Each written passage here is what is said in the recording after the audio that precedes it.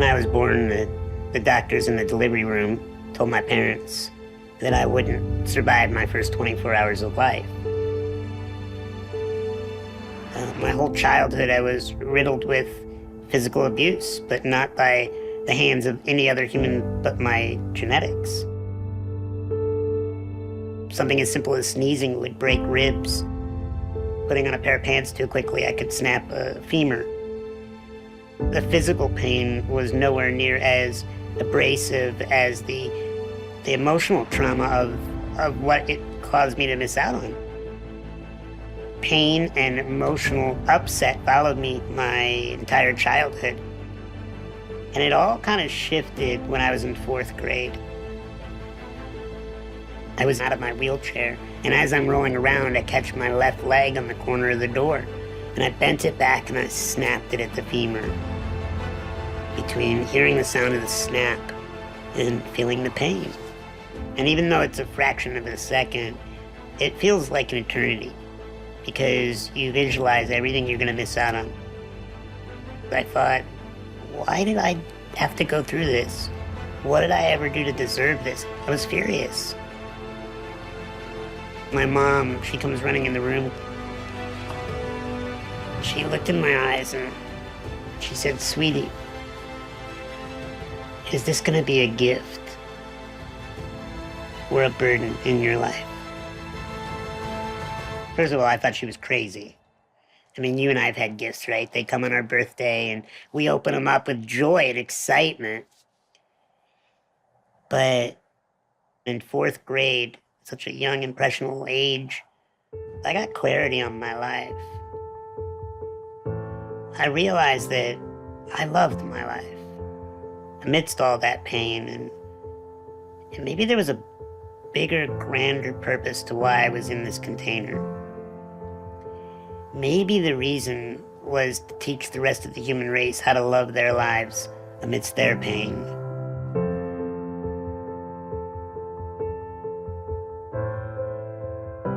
Knowing the purpose to your pain doesn't make the pain go away, but it gives you fuel to keep pushing forward and not want to quit, not want to check out, not want to numb yourself. You know, I'm on this planet to look human beings in the eye and say, I know it's painful. I wish it didn't have to be painful. But you have a choice. Are you going to see it as a gift or a burden?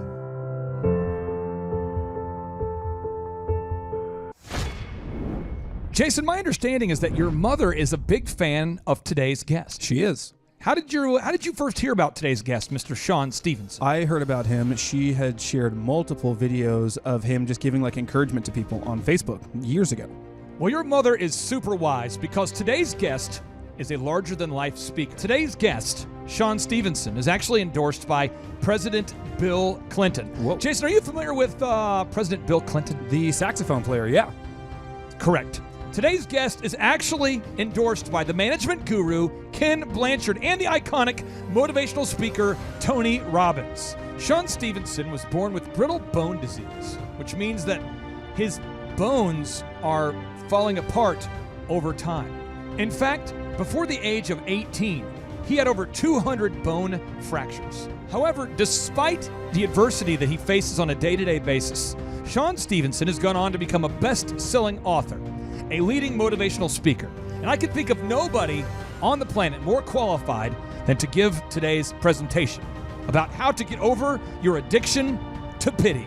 Ladies and gentlemen, without any further ado, it is my honor and pleasure to introduce to you Mr. Sean Stevenson. Some shows don't need a celebrity narrator to introduce the show, but this show does. 2 men, 8 kids, co-created by 2 different women, 13 multi-million-dollar businesses. Ladies and gentlemen, welcome to the Thrivetime Show. 3, 2, 1, here we go! Started from the bottom, now we here. Started from the bottom, and we'll show you how to get here. Started from the bottom, now we here. Started from the bottom, now we here. Started from the bottom, now we here. Yes, yes, yes, and yes. Dr. Z, I am honored to have on today's show an incredible guest. I'm excited. Sean Stevenson, welcome on to the Thrivetime Show. How are you, sir? I'm excellent. Thank you for having me. Hey, today's topic, we're going to talk today about how to get over your addiction to pity. And I've always considered myself to be a pretty resilient person. I feel like I've pushed through a lot of adversity. And then I stumbled upon your story, and I just have to say, in comparison to what you've gone through, I got nothing. So I'd love if you could share with the listeners a little bit about your background for people who are not as familiar with your background as I have become. Sure, absolutely. So what I think you're referencing that might be of value for everybody to know is that I'm about 3 feet tall. I'm in a wheelchair. I have a rare bone disorder that I was born with called osteogenesis imperfecta. And when I was born, the doctors told my parents that I wasn't going to live the first 24 hours of my life. But I'm happy to report that 39 years later, all those doctors are dead and I'm still here. So it's been a wild ride growing up in my container, taking on the challenges of life. And, I've really reverse engineered a lot of what it takes to not be addicted to that self-pity, as you had mentioned. And we're going to get into that in hopefully some depth today, because self-pity is something that we are all capable of using, utilizing, and having it just take our dreams away from us. And so I'm just pleased to be on this program and happy to share some in-depth knowledge, hopefully that helps the listener here. Well, what I wanted to do on today's show is I want to spend 95% of this interview teaching people how to overcome self-pity. And I want to take 5% of it to provide the right background so everybody truly knows what you've gone through. I believe that I have read that you have had over 200 bone fractures before the age of 18, and that you actually broke your collarbone from sneezing. Is this correct?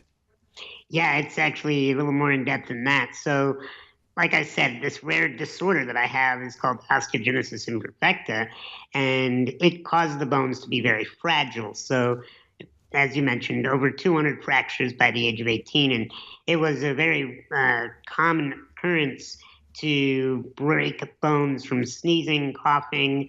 I broke my collarbone one time just vomiting when I had the flu. Multiple fractures from putting on a jacket or a pair of pants too quickly would snap the legs or the arms. Hitting a bump too hard growing up in my wheelchair would break a few bones. And so it was a childhood filled with a lot of physical pain. And that's why I became so fascinated with studying the mind and how do we live in containers and lives that are filled with pain and not allow that to just keep us down and not play a big life. So that's where I really got into it professionally. I became a professional speaker when I was an early teenager, and then about 10 years into my speaking career, I had a young lady come up to me from my audience. She rolled her sleeves up, and she had cuts all up and down her arms. Mm-hmm. And she said, "Why do I do this to myself?" Now, I had no clue. I was a young kid in my early 20s, and I said, "Sweetie, I don't know, but I'm going to go find out." And that's when I went back to school and became a professional listener, also known as a therapist, to understand the human psyche and how do we all navigate our own pain. Because whether we like to admit to it or not, we all have insecurities, we all have fears, we all have things in our life that could allow us to feel sorry for ourselves if we played that card. And how do we overcome that? So I want to ask you this. When you're going through an adversity, what do you say to yourself? I mean, what's going on in your head right now today when something bad happens, when a rejection happens, an adversity happens, an injury happens? What do you say to yourself? What does that inner dialogue look like? Well, I'll tell you that the adversity has changed radically depending on the stage of my life. And I think everybody listening can relate to that. That, the adversity when you're in grade school is maybe not being bullied or maybe being picked for the sporting team, right? And the adversity when you're in high school and college is maybe finding love and romance. And then adversity later is your career. And I had different sets of adversity. Mine was, how do I navigate without fracturing a bone? How do I handle surgeries? How do I handle being stared at? But now at this age, I'm almost 40 years old. My adversity has everything to do with growing my company, building a business with my wife, making an impact on this planet.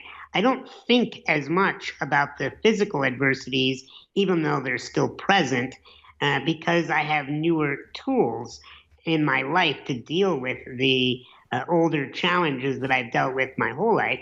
So what do I say to myself? Well, the biggest thing is I have to focus on 3 areas to feel good. Okay. And I have to avoid focusing on 3 areas to feel bad. So the way I focus my mind is I focus on what I want, what I have, and what do I like. And when you focus on what do you want, what do you have, what do you like, you start to feel optimistic. You start to feel that there's an energy coming to you. You start to see, a big why to keep going forward. But the problem most people have is they do the opposite. They focus on what they don't want, what they don't have, and what they don't like. And when you focus on what you don't want, you're just obsessed with your fears. When you're focused on what you don't have, you're obsessed with your envies. And when you focus on what you don't like, you're just riddled with complaints. So a lot of dealing with adversity is just managing your focus. So let's say well, that's powerful. That's awesome. That is good stuff. Good. Now, this is like a knowledge now. bomb buffet here. We've got Give him a couple. I think we need give him a couple more. We need another boom. I think 3. And then a holy cow. Oh, Okay, there we go. Okay, now you have said that suffering is optional, and that more humans are addicted to pity than anything else on the planet. Am I getting that correct? That is correct. I mean, anything that you are addicted to in terms of a choice or a substance, you only got addicted to it because you were first addicted to pity. You first felt like, why me? How do I get out of this pain? Why does this always happen to me? This sucks. Why did I get stuck into this container, this condition, this family, this mindset, whatever it may be, right?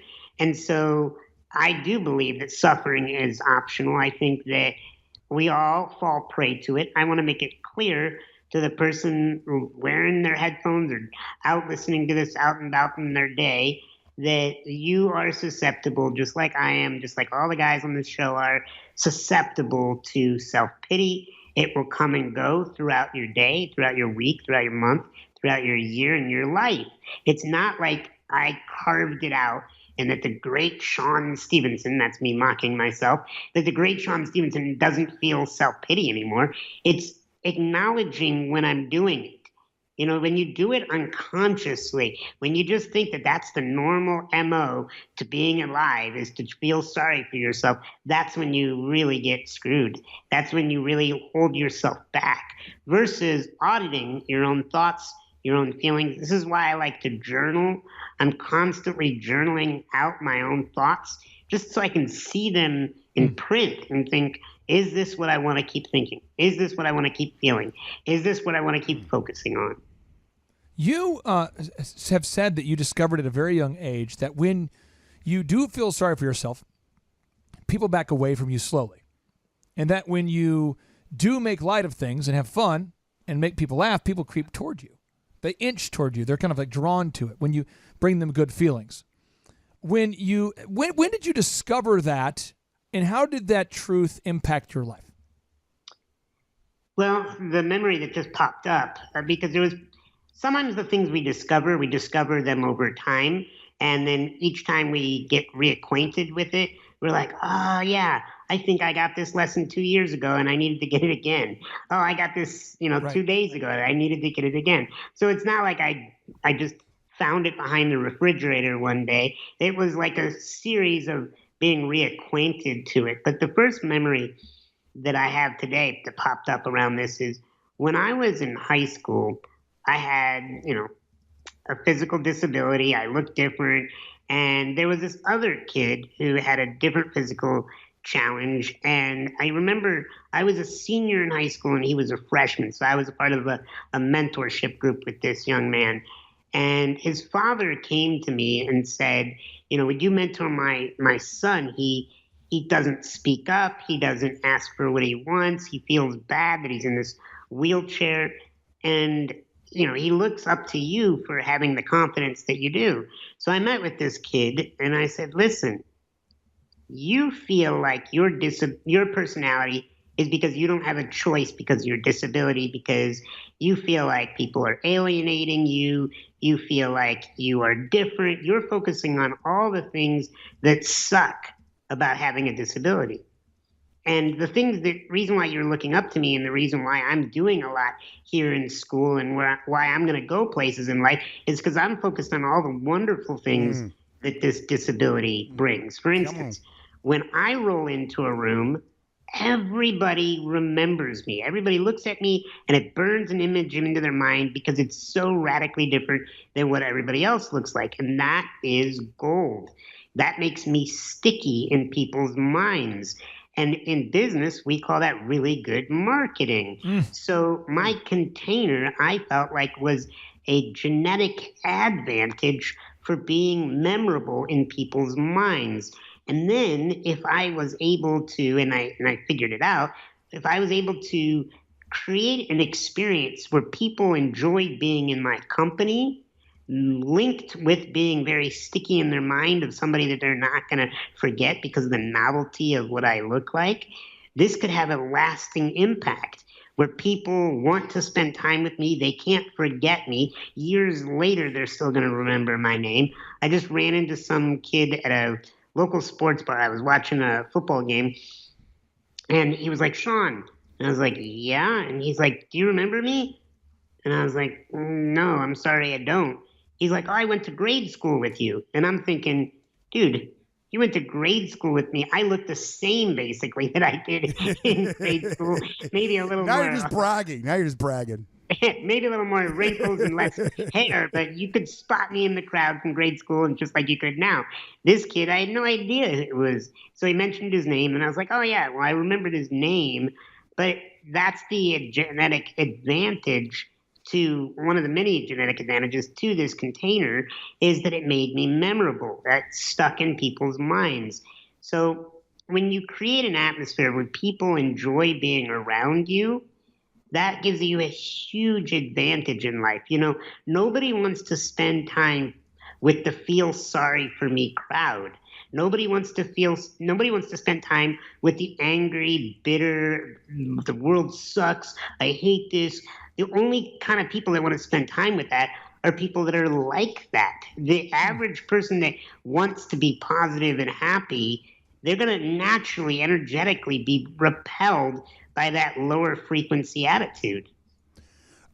Sean, do you recommend anybody out there to cover themselves in honey to become more sticky, or is that a move you would endorse? Is that a move? If you then roll yourself in M&Ms, I would recommend that. Oh, that's a good. See, Oh, see, Thrive Nation, you're welcome. You're welcome on that now, one. Sean, I want to ask this because your book is very sticky. It's a book that if people have not purchased your book, get off your butt. How to End Self-Sabotage. They really do need to pick up this book. Now, this book was actually endorsed by Tony Robbins. And if somebody does a little bit of internet searching for your name, Sean Stevenson, they're going to find pictures of you with Richard Branson, you and Tony Robbins. I mean, you are like a... We need to get our picture with him. We need to... Where are you? What state do you live in there, Sean? I'm in Arizona. Arizona, wow. Wow. See, that's just a short hop, skip, and a plane. Just a plane. Now, so how did you first meet Tony Robbins? How did that relationship first start? When I was in high school, I got asked by this guy that was where was I? I was at a conference, and this guy came up to me and said, I work with the Make-A-Wish Foundation, and you have a lifelong disability. Have you ever thought about requesting a wish.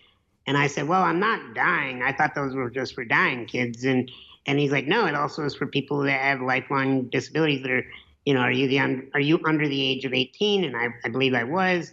And he said, if you could do anything, what would you do? Who would you want to meet? Where would you want to go? And I had always been drawn to Tony Robbins, watching his infomercials as a kid and thinking, man, this guy's got just such a great attitude and such a cool outlook on life. So I said, I'd like to meet Tony Robbins. And a few months later, I was hanging out one-on-one with him in a hotel in Florida after one of his events. And we became close friends. And that's kind of how all that started. Well, let me ask this. What kind of impact has his positivity made in your life? Like, how has his mindset impacted you?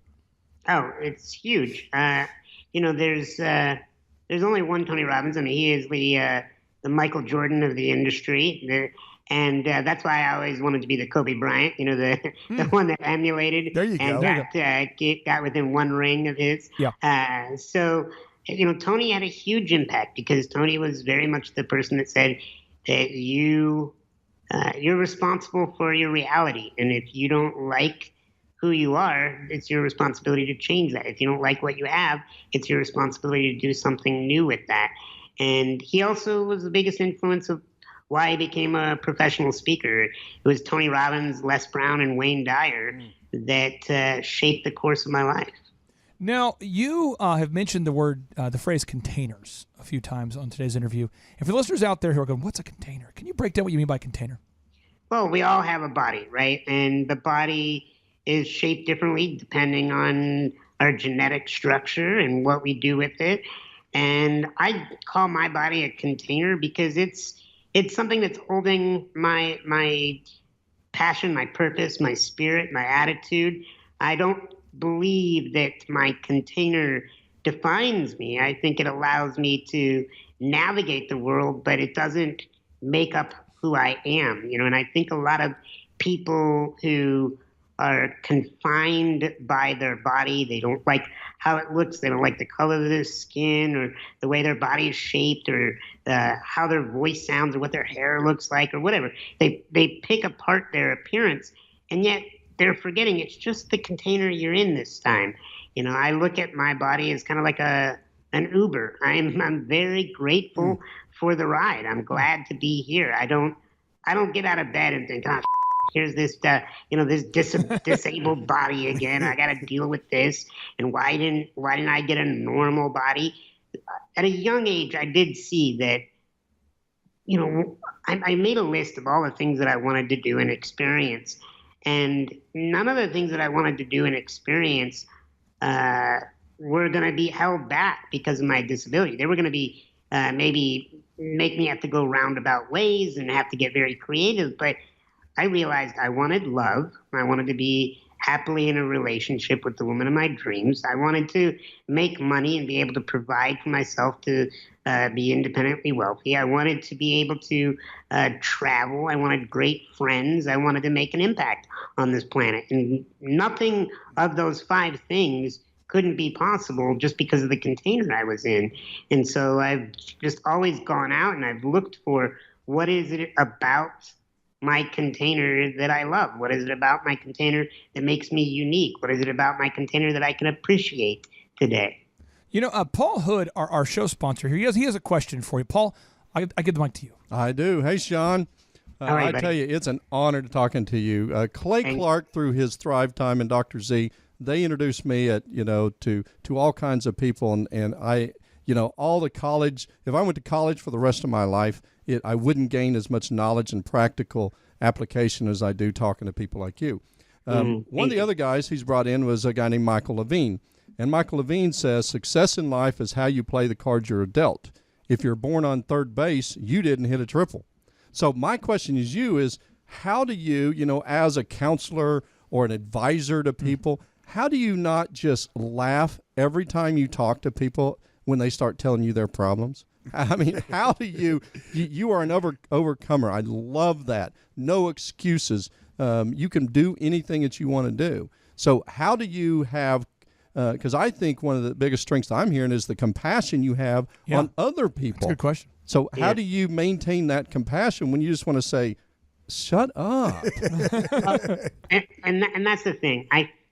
Being in my container and having my life history, I can say I have a tremendous amount of empathy for pain and empathy for challenges and struggles. And some of the concepts that I've come across in the things that I've learned, one is I believe that everybody's doing the best they can with the tools they have. Some people just have some crappy tools and they need to upgrade their tools. I also believe that if I had to have their body, their past experiences, their worldview, I would be no further along than they are. And I also believe that, you know, by me just having that attitude of like, get over it, look what I have to go through, that's just going to put them further behind. They're going to feel worse. It's not going to inspire them. People have to come upon realizations themselves. You can't force awakening into somebody's life. You can only invite them. You can only offer them. You can only be the example to them. So a big part of why I probably exude this attitude of, hey, you're going to get it when you're going to get it, is because I've learned the alternative doesn't work. I've tried to drag people kicking and screaming into being more responsible, into being more loving, into being more successful, and you just can't. You can only be the example. That's awesome. I want to deep dive into your book because your book has so many knowledge bombs and we have so little time. So I want to see if I can get into some of the lessons. In your book, you break down these 6 lessons that I think the listeners can really benefit from. So we'll fire through a few of them here. Lesson 1, start connecting. What is this section of your book all about? Well, connecting is different than communicating. You know, our digital devices can communicate. That's just an exchange of information, whereas connection is an exchange of humanity. It's an exchange of emotion. And it's important that we connect with other people, that literally, and I talk about it in the book at some point, you can save someone's life sometimes by just asking them how their day is and smiling and telling them you appreciate the time that you got with them, because it can change the trajectory of their decisions. They can feel like somebody saw them, that they were seen and observed and cared for, and the ripple effect of that is pretty amazing. Connecting is about getting to know the other person, because it's easy, and I get into this trap too. It's easy to just want to talk about yourself. It's easy because that's your wheelhouse. Like, you know what you think, you know what you've done, you know what you've experienced, and it's sometimes scary to get into an interaction with another human being and not talk about yourself. But I strongly recommend that connecting, in order to connect, you make sure that you're equally requesting information about their life as much as you are sharing information about your life. Another thing that I found when it comes to connecting is don't act like you know what somebody else is going through. I don't think that works. When you tell somebody, oh, I know what you're going through, like let's say you're at a funeral and somebody's dad just died and you say, I know what you're going through. My dad died when I was 10. And you think you're helping that person. But I've pulled a lot of people in those scenarios and asked questions, and that's not what makes people feel good. What makes people feel good is asking them, how are you dealing with this? What are you feeling? Tell me everything. What are some of the things that are coming through your head right now? And then offering, you know, when I was younger, my dad died, and it sucked. And I don't know what emotions you might be going through, but here's how I dealt with mine. And you can achieve so much more by doing some excavation, doing some investigation work, and getting to know their reality before you ever share yours. You, in your book, Lesson 5, you talk about choosing your friends wisely. You write, choose your friends wisely. I'd love for you to break down what you mean by this and why this is so important.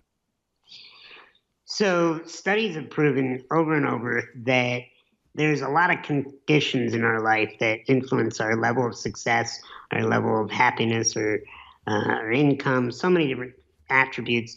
But the biggest is who you hang out with, your friend base. And the reason why that is your friend base has influence over you. Whether you like it or not, you become like those you surround yourself with.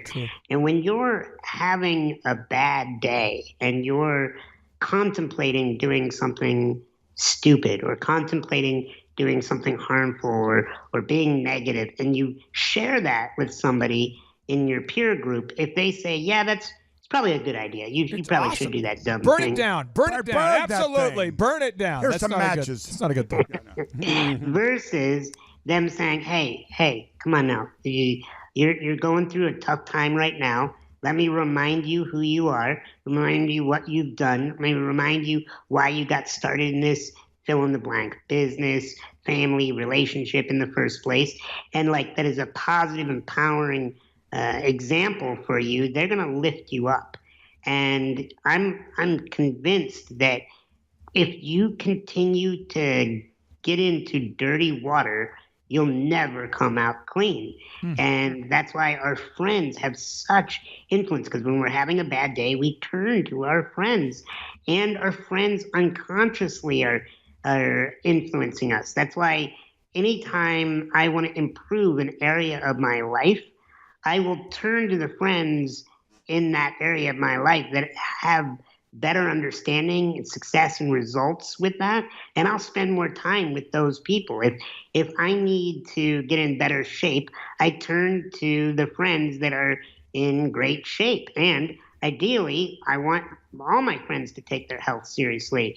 If I want to learn more about investing and creating wealth, I turn to the friends that really have that area dialed in. And you become like those you surround yourself with. That's why you have to be very careful who you let into your life.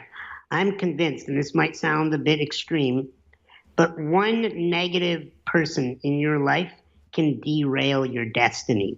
Oof. One negative person. Wait a second. I want Sean to restate that. This is powerful. Sean, can you restate that one more time?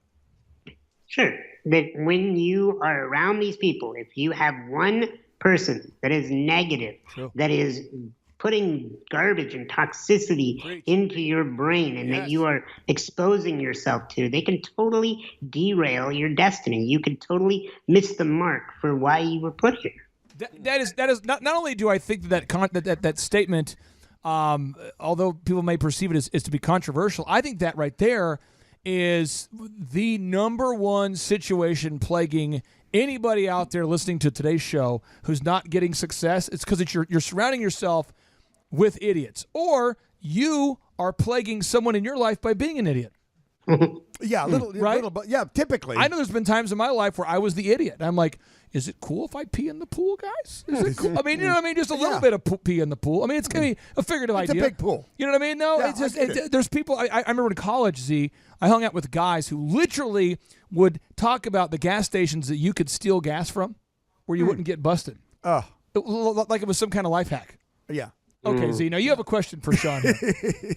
Sean, wow, what a fascinating story. Yes. What an inspiring story. And it just goes to show you that no matter what container you have, the sky's the limit, right? I'm kind of curious as to a couple questions, actually. But if you could go back in time, this is one of my favorite If questions you to could ask. turn back time, do-do. Okay. And talk to yourself, say when you're 39 now. So let's go back 20 years and you're 19. What would you walked in the room and there you are, and you could walk up to yourself and tell you whatever you wanted to say. Self, let me tell you something. What would you say to yourself? I would say, don't go to that fraternity party when you turn 21. I think we all would say that. There we go. That's the best answer I've gotten so far. I love it. Now, No, wait. The other thing, too, is what was the lowest point in your life, and how did you dig out of that hole? It was 2017. Wow. Yeah. Recent, yeah. And I went through a business challenge with a business partner of mine, and we had been working together for a very long time. And I realized that it was time for me to go my own way. And I knew it was going to be really hard for them, for this person. And breaking off, it was a business divorce. And if you've ever gotten any kind of divorce, whether it's business or relationship, it's painful. You have to split everything up, and there's hurt feelings, and you feel like this jerk, and then it becomes, you can get into a battle, and then it did. It went the legal direction, and next thing I know, it was involved in a lawsuit, and it was so hard and painful. And yet, I will say, I have never grown as a man emotionally and spiritually as deep and as accelerated as I did during that period in my life. That's awesome. Sean, I have two final questions for you. I want to respect your time. Two final questions for you. And I hate two-part questions because it's kind of hard to – it'd be hard for me to answer two questions, so I'm going to go one at a time here. Question number one, is there a book out there outside of your book, in addition to your book, is there a book out there that you'd say, Mr. Entrepreneur, Mrs. Potential Entrepreneur, someone listening, this is the one book, in addition to my book, that I think that you should read? Is there one book that you say, that book really changed my life, and every entrepreneur out there should definitely check this book out? Yeah, I would say The War of Art by Stephen Pressfield, because that's a book that I could reread every year and still get value from. It's about the creative resistance that rises up, that stops us from playing big, the creative resistance that rises up from facing rejection and building out areas of our life that we know we're capable of, but we're going to face some challenging, darker times maybe, but going through it anyway. That book had a huge impact on my life. Now, Andrew, for accountability, right now while we're on this show, I'd like you to purchase a copy of Sean's book, Get Off Your Butt, How to End Self-Sabotage and Stand Up for Yourself, so I can add it to my collection, so I can check. I want to make sure we buy this book, we own this book. He's going to buy it, Sean, while we're still on today's show. And see, I know a lot of our listeners are going to do it too. Well, why wouldn't they? Well, a lot of people say, get off your butt. People say, I want to do it, but I have carpal tunnel syndrome. But I'll go ahead. I'll push through the pain. Push through the pain. Push through the pain. Push through the pain. Buy the book. Everybody out there, we got a thumb up. We got a thumb up. We got a thumb up. Purchase. Thank you. Your order has been placed. Now leave a confirmed Amazon review explaining what a great mentor this guy's been to our listening audience. Okay, got it. Make sure that happens. Okay. Now, final question I have for you is: how do you organize? How do you structure the first 4 hours of a typical day in your life? I think it's so important that we start a day off successfully. We plan our day. Everybody we've interviewed who is intentional about their life seems to have a routine or a plan. How do you organize the first 4 hours of your day, and what time do you wake up? All right, so I have something. I don't know. You can tell me if it's appropriate to share with your audience, but I have a gift on this topic for your listeners. Can I share it? Yeah, sure. Share it. Yeah. Okay. So I would recommend they go to theunstoppableformula.com. Theunstoppableformula.com. Go in there right now. I have a course that I put together that everybody that's listening right now, they can get absolutely free of charge. And it is a breakdown of what that day looks like. How do I put it together? And specifically, what are you going to need to implement in your life so that you are unstoppable with your schedule and your purpose and your environment? Because those are the three basic areas of life: is self-care, life purpose, and empowering environment. And I break all that down in detail at theunstoppableformula.com. But I can just tell you right now, I go through phases with my my bedtime and wake time. Sometimes I've gone through more like seasons. Sometimes I like getting up at 5 a.m. and just getting so much done before the day begins. And then there are other times where I'm like, you know what?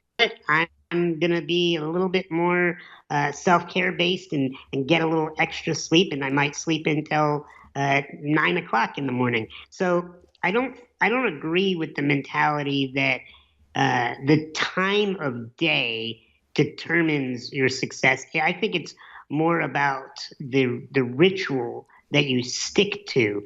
You know, I'm a big believer that in this entrepreneurial hustle game world that is being constantly pumped and promoted, the mentality of I'll sleep when I die is actually killing people. And it's accelerating the process. Z, you own a diagnostic sleep center. How many hours do you think the average listener should be sleeping per day? It depends on their age, but 8 hours is a good target. 8 hours? The younger you are, the more you need. An infant sleeps much more than that, and the older you are, Like when you're 90, can you sleep for like an hour? Because you don't have many shopping days left to Christmas, so you want to shop as much as you can. So yeah, Okay. No, the older you get, it's actually the less sleep you need technically. But I mean, 8 is a good target for people that come up to me and say, "I want to sleep like 3 hours. That's all I need is 3 hours a day." I go, "You're killing yourself. You are technically. I mean, that's well, and that's the challenge is a lot of people learn how to prop themselves up with caffeine and then put themselves to sleep with wine at night. And that's, you're living in a trance. You're not fully present. You're not fully clear and sharp. And that's why, I have a set of rituals. I explain it at theunstoppableformula.com. And one of the rituals is consistent, restful sleep. Because I know if I'm not getting that, I'm not good to anyone. My activity, productivity, it plummets. And my overall quality of life, it messes with your brain chemistry. And I like to set my brain chemistry up to win. We live in a generation where everybody thinks that, that I need to take some kind of pill in order to influence my brain chemistry. And yeah, there are times where that's necessary, but oftentimes it's how you are living your life. It's your rituals, it's your mindset, it's who you're hanging out with. Sean, we like to end every show here with a boom, which stands for big, overwhelming, optimistic momentum. So essentially, Z, let's kind of role play real quick here. We would say 3, 2, 1, boom. And then actually physically say a boom. We would physically say the boom. Are you prepared to physically bring the boom, Mr. Sean? Oh, always. Paul Hood, are you ready to bring the boom? I am. Andrew, are you ready? I'm so ready. Dr. Z, are you ready? I might even pre-boom. Unmiked John, are you ready to bring the boom? Okay, here we go. 3, 2, 1, boom.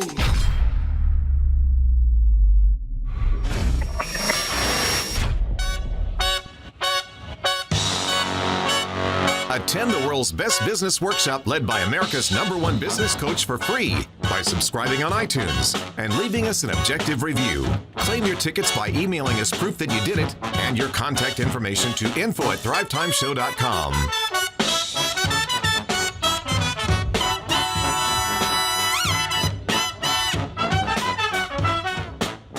I mean, I remember some bills of $4,500 a month just to get leads that I was having to pay for.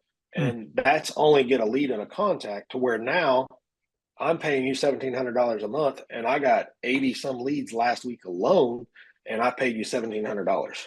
And to me, that was huge for my industry. That was one huge thing that just blew me away. Okay, folks, money is a magnifier. That's what it is. Money's a magnifier. It's an amplifier. It just makes you more of who you already were.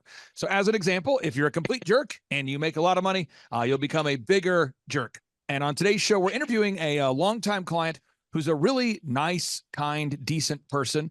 He doesn't claim to be perfect, nor do I think that he's perfect, but he's a guy that I use over and over and over. I utilize his services to plant trees and do landscaping for my family, for my business, because I really enjoy him as a person. I consider him to be a friend, and it's been awesome helping him magnify and grow his business. And without any further ado, we have the founder of Outside Inc., Paul Sullins. Welcome onto the Thrivetime Show. How are you, sir? Doing good, Clay. Thank you for having me. So, Paul, I got to ask you here, and correct me if I'm wrong.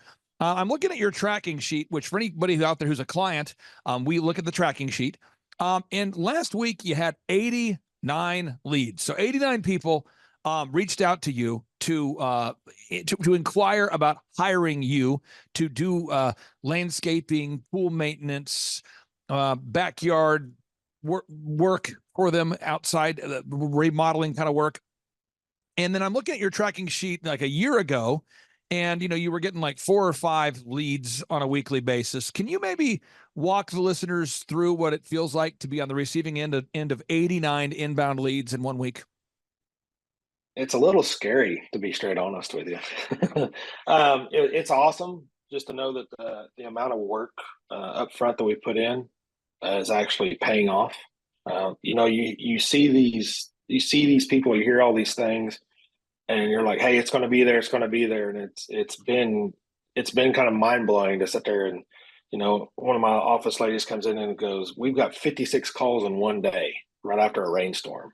And to actually realize the work and the effort that we put in is actually coming to fruition. It's been amazing. Well, what honestly. I'm going to do is I'm going to pull up your website, and I'm going to Okay. showcase what you do so people can get a little context to know you're not a hologram.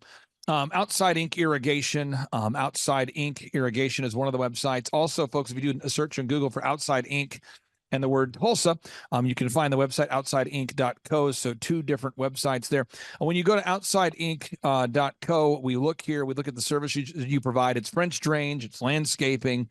You do monthly home maintenance. If you look at the irrigation services, you guys are doing irrigation system repair and installation. So you're not the only guy in your market who's providing irrigation systems or French drains, but you're consistently getting a lot of leads. So I want to focus on the 4 aspects of business growth. There's a lot of them we can focus on, but I want to focus on 4 today. The first is marketing.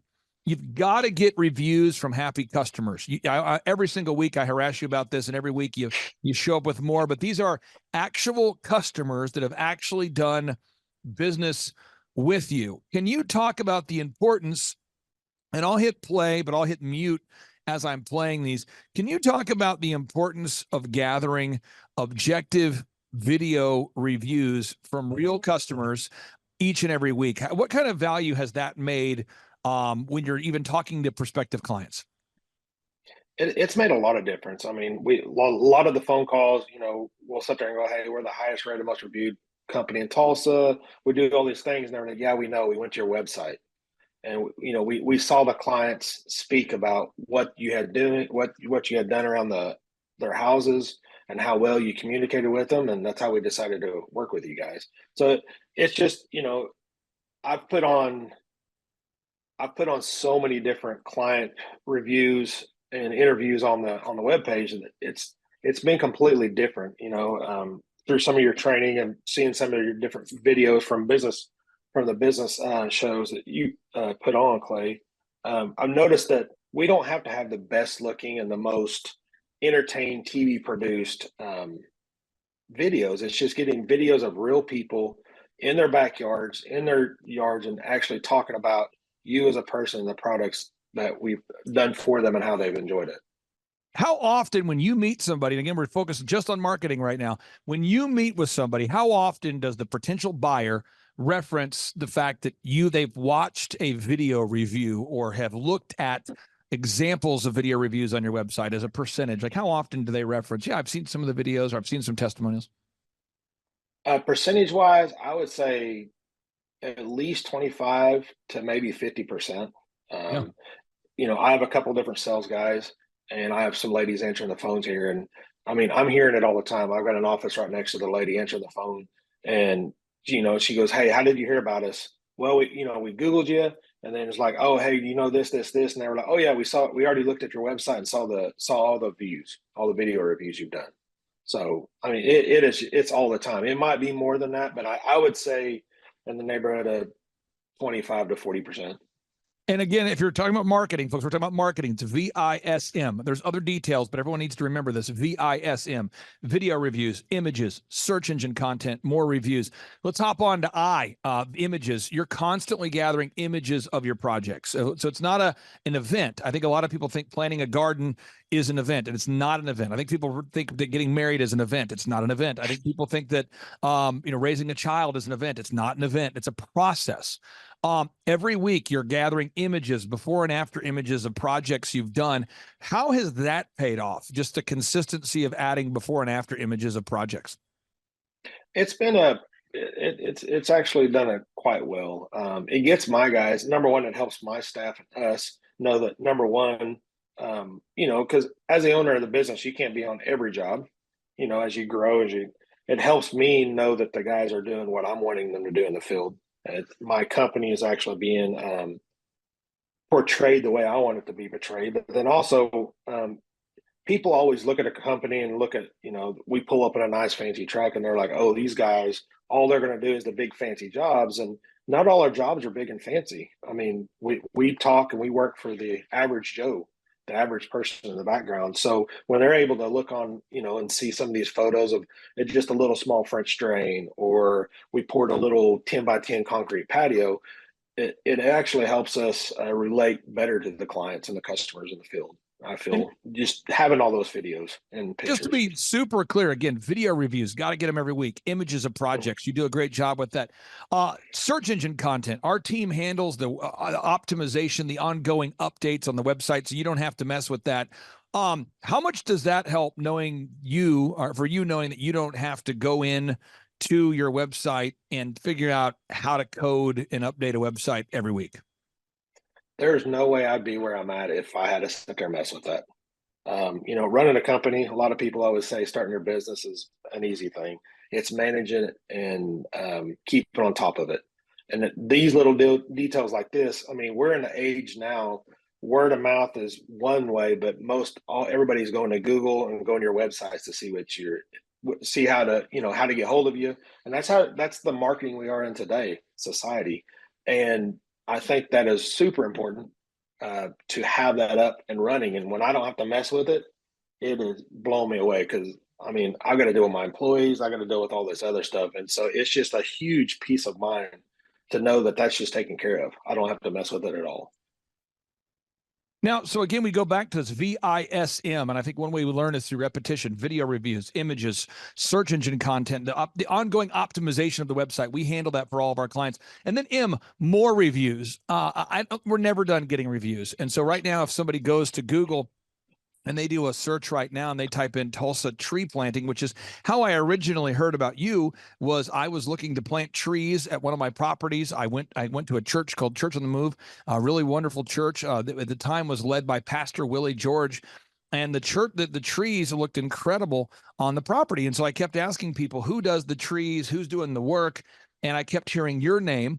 And that's how I first met you. And now today, when someone types in Tulsa tree planting, you come up top in the search results, 703 reviews. You're constantly getting video reviews, images, search engine content, more reviews. Let's talk about that for a second. How much has it helped you to have the most Google reviews, in addition to video, but the most Google reviews? It gives you validity. I really think with people, I kind of tell this to people all the time, is like how I talk to my buddies of mine that own businesses or in any kind of a service industry, and I'm like, what do people do nowadays? They go to Google, they Google. They're Googling for French drains, they're Googling for this, they're Googling where to go eat. And if to be at the top of Google gives you the opportunity to actually talk to a client and to bid it. Now, we still have to go out and sell the job to the client, but it's been very important and very helpful to be able to be at the top to be able to get that.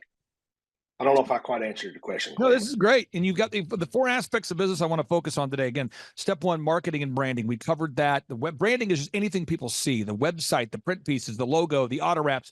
We handle all that with you. We do a lot of that work behind the scenes. That's marketing and branding. The second step is sales. Sales is converting an ideal and likely lead or an ideal and likely buyer into an actual buyer. And I believe that a lot of times, and I've worked with companies in the past that helped me with my marketing when I was first starting DJConnection.com, and I would say, well, yeah, I'm getting a lot of leads, but I'm not selling anything. And they would say, we don't really help with that. We just focus on the marketing or just the branding or just, I want to get your thoughts on the sales thing. You do a very good job of tracking. I won't share your tracking numbers on today's show, but you do a very good job of tracking. This is how many leads that came in. This is how many people bought. How has that helped you measuring and tracking your sales? Number one, it helps me because as I've grown, I've got multiple salesmen that work with me. Number one, I'm able to see what my guys in the field are selling every week. And it also gives me time and to see, or not time, but gives me the capabilities of looking and seeing how our ebbs and flows are in my business. Because I'm an outdoor service company. So in the springs and the falls, it's able to see when I need to gear up for employees, when I need to gear up and get guys ready for stuff, when our downtimes are.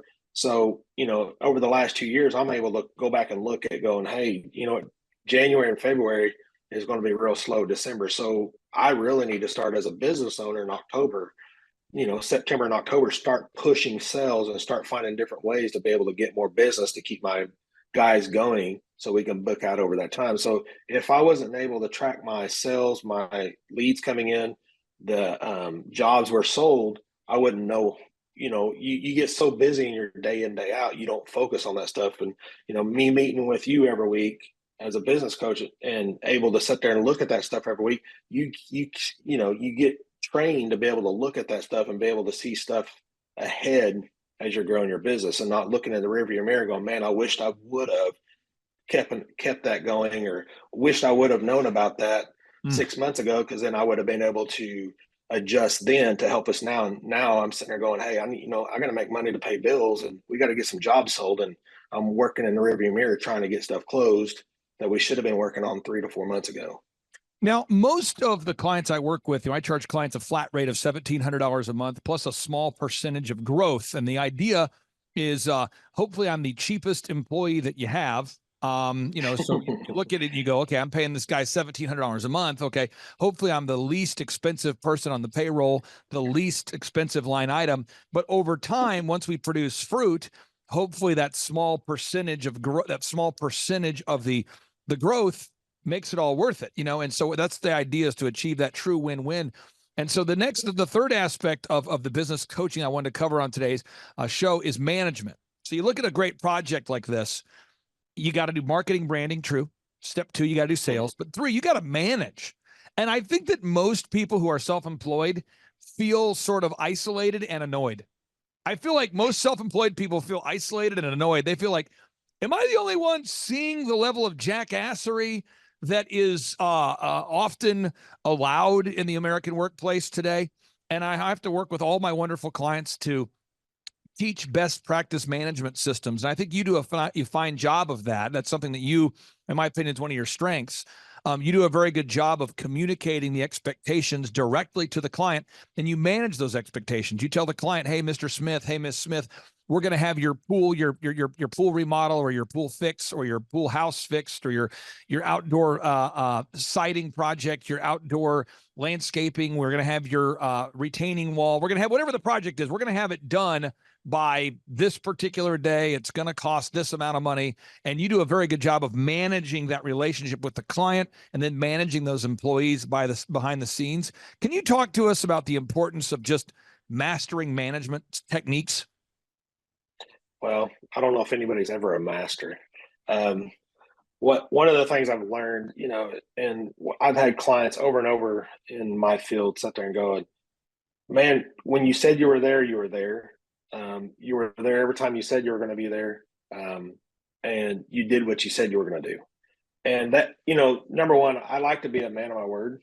I mean, I like to be able to tell people when we're going to be there. I work in the outdoor industry. I mean, it rains. We're in Oklahoma, so there's, you're going to have delays. But setting those expectations with the clients, number one, helps me for, to be able to go, hey, it's rained. I can't get it. We've been delayed because of this. And setting those expectations up front makes for a happy end product with your clients. And just going through the process, say, hey, right, even when I sell the job, I'm like, hey, we're the highest rated, most reviewed, company in Tulsa right now. And here's the reason why. But that also comes with, we're really busy. We're not going to be able to get to you tomorrow.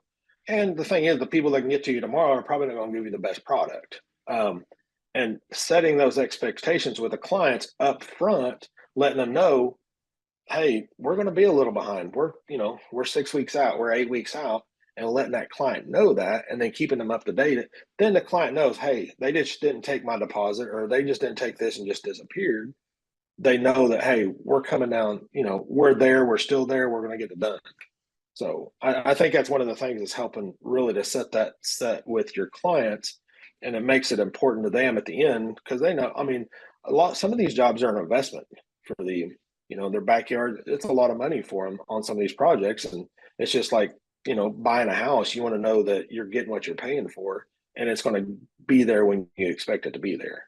And we could share just hundreds of video testimonials or Google reviews. I'm just showing some examples here. But again, the final area I wanted to cover on today's show, again, I'm just making sure we're recapping. Marketing and branding, that's how you generate leads. Second step is sales. You convert ideal and likely buyers into sales. 3 is management. You have to manage the expectations. And then the final step is accounting and what I would classify as merit-based pay. At the end of the day, it's not how much money you make, it's how much you keep.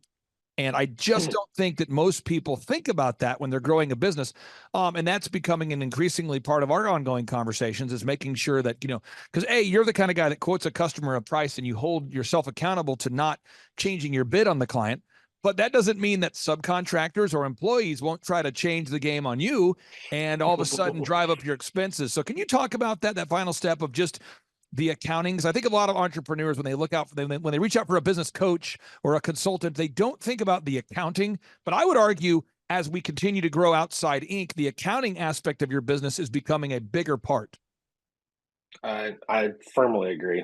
I just come out of a meeting talking about accounting and bills and what's coming in, fresh on my mind. And as you grow your business, one of the things I think as you're young, you're just trying to get jobs done. You're just trying to get whatever you can go. But as you grow, it becomes a huge part. It becomes, I think, more than what most people think it's going to be. And getting, keeping the money and keeping the accounting, it's just like this last year, Clay, me and you had been talking about, doing merit based. Because I think if you pay people enough where they're comfortable, they stay there. They don't want to grow. As your business grows, you want to grow. You want to give them more money. Most people want more money. I think everybody would, not frown against getting some extra money. But as a business owner, you want your salesmen, you want your guys out there in the field wanting to be able to make more money. And if you just keep them on an hourly basis, there's no growth for them to perform better and to make more money. So this last year, I've switched my sales guys to 100% commission. I used to have them above base, and I put them over to commission. And the amount of calls of clients looking for their bids has got cut down in over half. He's selling more jobs by, I would say, 30 to 40%, maybe even more than that, since we've been tracking it. And it's made a huge, huge thing. Because the thing is, if he doesn't sell, he doesn't get paid any money. And so, especially when you find people that are eager to make more money, they're going to sell more. This is one thing I wanted to bring up, and I'll let you go here because I know you're a busy guy here. For anybody out there that doesn't know this, when I built my first company called DJConnection.com, after every event we did, I was obsessive about calling the bride after the wedding and asking them to leave us an objective review. Now, this is before Google was super relevant, so we had Wedding Wire and the Knot.com and those kind of things, or we would get video testimonials on an old school video camera we had back in the day. We would archive them, and at a certain point, I remember I talked to a bride, and she said to me, "You have thousands of video testimonials." And I said, "Oh yeah, absolutely." And then now today, people go to thrivetimeshow.com, they click on testimonials. And I had a call I had just the other day with a wonderful man, and he was saying to me, I was going through your testimonials and I had to stop around like page 30 because I kept looking at the testimonials and I realized there is really no end in sight. I mean, I'm looking at this and there's like years after years after years of video testimonials. And I said, well, yeah, because we document that. That's a very important thing that we do. But I want to ask you this question. For anybody out there that's thinking about coming to one of our workshops or scheduling a free 13-point assessment with myself to go over how to grow their company, what would you say, or maybe what kind of impact do you think that business coaching with our program has made on your business? It's been huge. One of the things I've loved, the problem is a lot of times with business owners is I feel, especially with me, we come from, for my instance, I call it W-2 employee status, working for somebody and said, hey, I'm going to go out here and start my own business. Well, I didn't go to business school. Nobody's told me the next steps, what I really need to focus on.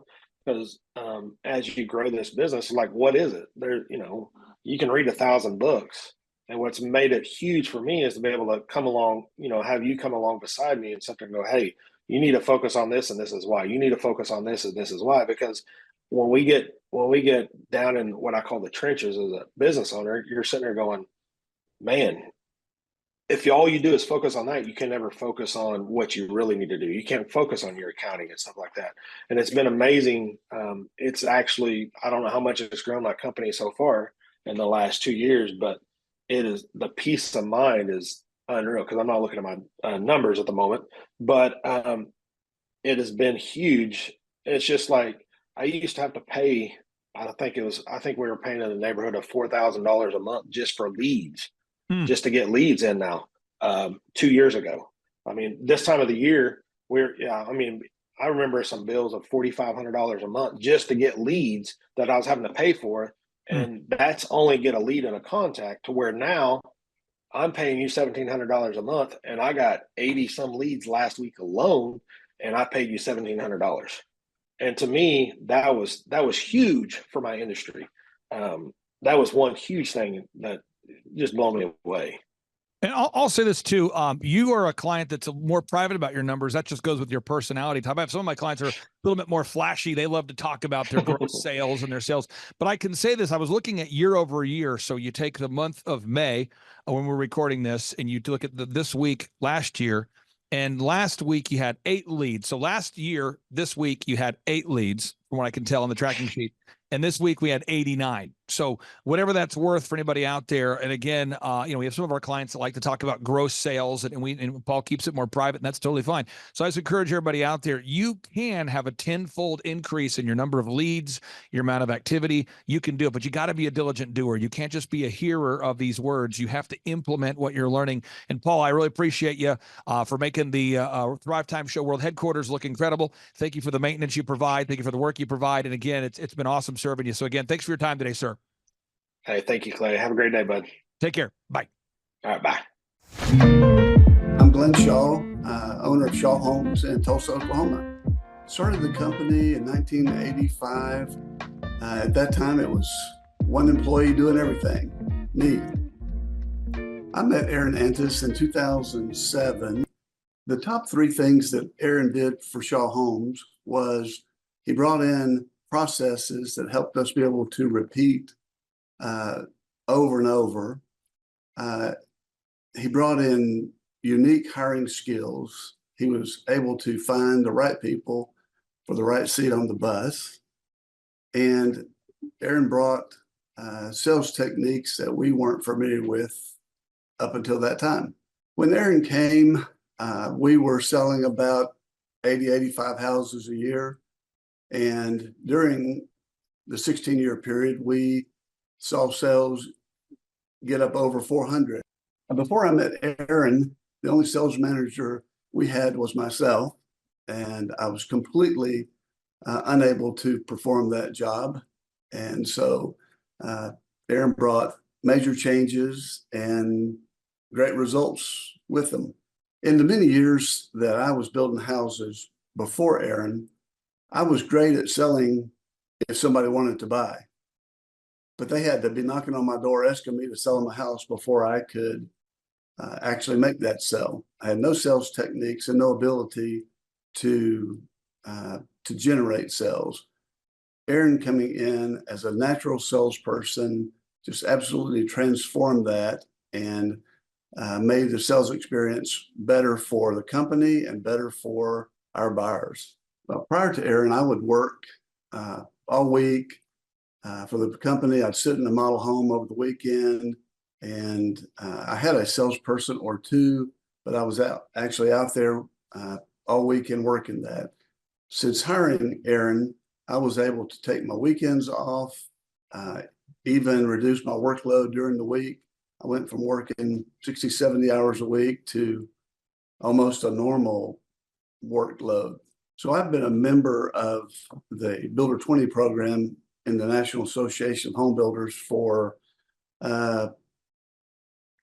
years. And during that time, I've seen a lot of sales managers with the other companies that have been involved. And in my opinion, Aaron is smarter and sharper than any sales manager of any builder that's ever been in our group.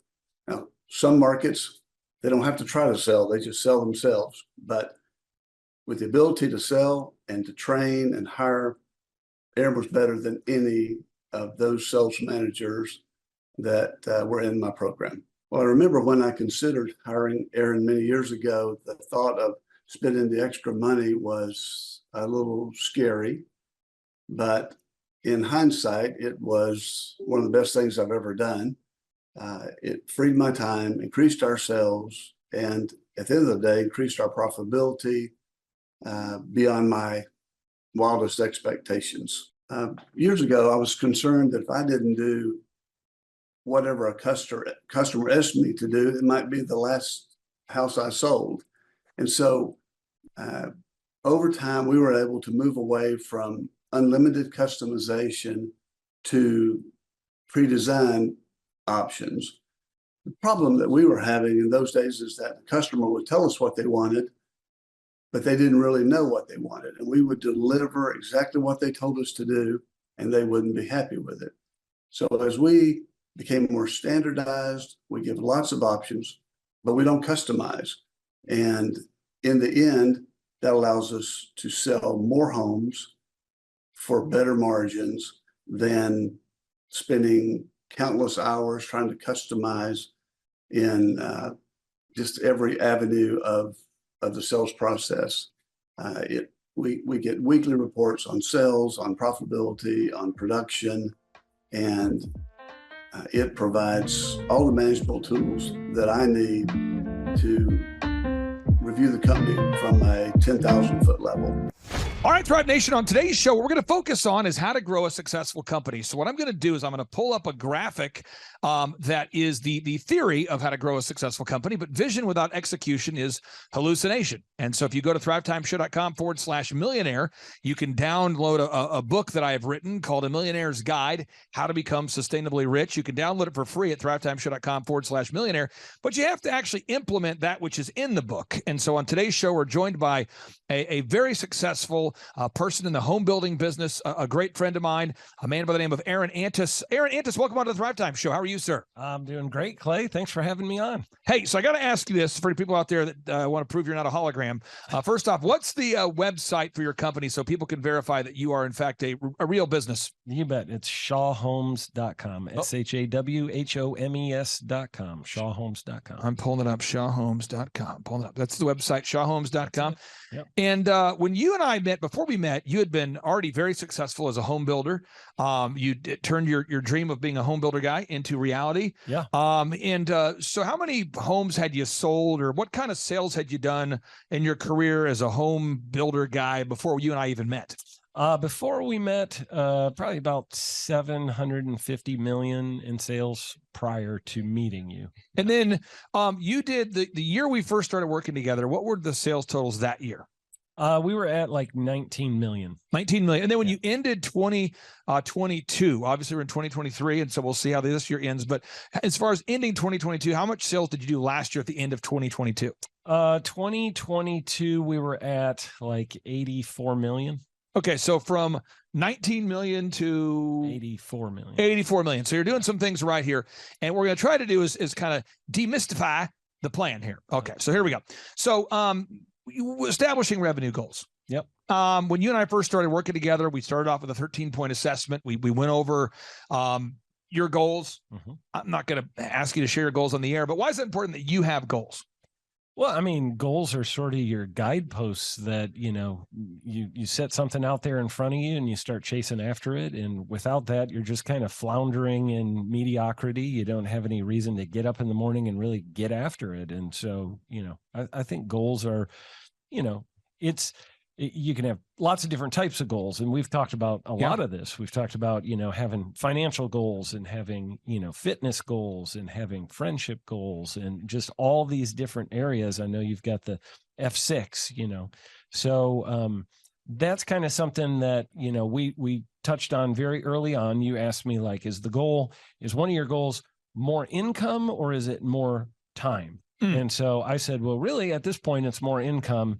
And then later it became more time. So, it's changed over the time I've known you since 2016. We're going on 7 years and the income went up considerably. So now it's, turned in the last couple of years towards more time. Now, the break-even numbers, again, I'm not asking you for the numbers on the show, but you guys have a lot of fixed costs. I mean, if you go to shawhomes.com, you've got framers, you have plumbers, you have tile people, you have so many skilled people, you have a full-time sales team, you have an admin staff, and if you don't sell a house, you still have the service of the land, you still have all the overhead. Why is it important for every listener out there to know their break-even point? How many deals they need per month just to break even? Well, yeah, because you're going backwards real quick, and it doesn't take very long if you're at the beginning of your business. It doesn't take very long for you to be in a place where, the creditors are knocking at your door and you're, you can't pay your bills, and all of a sudden you're going to lose all your, for us, all of our trades, all of our suppliers are going to start backing out. So, you've got to know what that number is that lets you tread water so that, okay, this is the worst case scenario. Everything above that, at least I'm into the profit zone. So, you go out of business pretty quick. Most businesses don't last more than just a few months if they get below that break-even number. So now, folks, again, these might seem like simple steps, but they're all the linear steps you have to take to create time freedom and financial freedom. And if you want to grow your company, this is how you do it. Box number 3, though, is you have to know the hours you're willing to work. Now, your incredible wife is here off camera for accountability. So at any point, she could yell like, "Hey, Matt," or "Boo." But you guys are on the same page with the hours you're willing to work. And you guys, as a couple, I want to brag on both of you. You guys both committed to sacrificing time and energy and a lot of things to get to where you're at in life. Yeah. And then as you had your children, you raised them, you decided to devote time to raising said kids. And now that your kids are older, you're devoting time to raising these kids. So it's not like you advocated being a parent while also growing a company. You did both well. I'd love to get your thoughts on sitting down with your spouse, if you're watching this today, or your significant other, and making sure you're on the same page about how many hours per week you're willing to work. Well, yeah, I mean, you don't want to grow a business to, make a whole bunch of money just so you can split it in half later. Oh, because that's kind of what happens when you don't work out those details ahead of time. And so my wife and I have been married 25 years. We've been together for 4 before that. And so, yeah, 26. Did I just say 25? But real quick, I hate to do this to you. I just got in trouble. I hate this. Your wife just turned 27 on Thursday, and what you said is 100% false. Okay, so the unique value proposition here. Now, let's talk about this. Whether it's, growing a home building company or a dog training business or a haircut chain or a carpet cleaning franchise or whatever business we're involved in helping to grow, you have to sit down as a listener out there, as a business owner. You got to figure out what makes your company unique. Absolutely. So I want to ask you, what makes Shaw Homes unique in the marketplace with other home builders? Yeah, we have more furnished and decorated model homes than any other builder in the market. So, a lot of times people, when they walk into a home and they're trying to decide if they like the floor plan, the layout, whatever, most builders in our market have an empty house that they walk into. It's just kind of echoes when you walk through it. There's no furniture or anything. And we completely, as you can see in this little video here, we completely furnish and decorate it, make it beautiful. We are the most award-winning builder in the state of Oklahoma. That's true.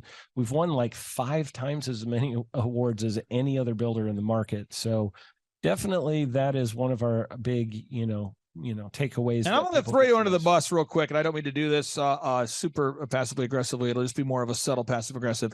When I met you, you guys had all these awards, but no one knew. That's true. It was like this weird, bizarre thing where you had all these awards. I remember talking to you, and I'm like, "What makes you guys different?" And you're like, "We do a good job." And you're being nice about it. You're a good salesperson. But I said, "Well, tell me about the awards." And you're like, "Well, we got this award, that award, this is true. This award." Like 45 minutes later, it's like that award. This award, I need to shave now. This award, that award, I need to go brush my teeth. This award, that award, I want to go mow the lawn now.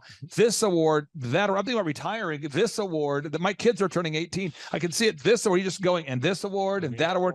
And so we put those on the website, and that helped. And the other thing you guys we needed to change was all these people were saying great things, but we didn't have video reviews of them saying it on camera. Right. So it was like your online reputation didn't match your real world reputation. You had so much good momentum there, and so many people loved you guys. And now you guys have, would you say, 100 video reviews? Oh gosh, I would say more than that. We've got, we have a lot.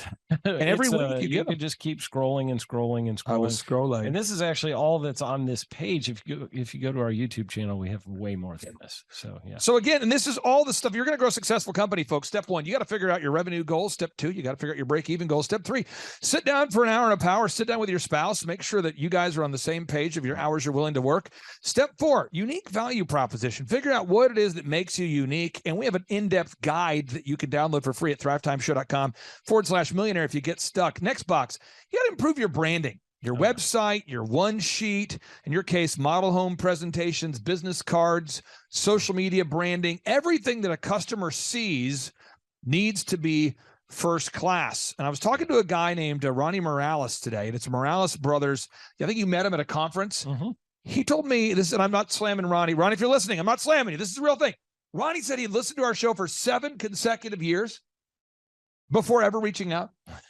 And now he's reached out and he's up 57% in about 8 months. That's awesome. And we're going to put his story on part 2 of today's show because he's in Texas and he's 7 years behind you.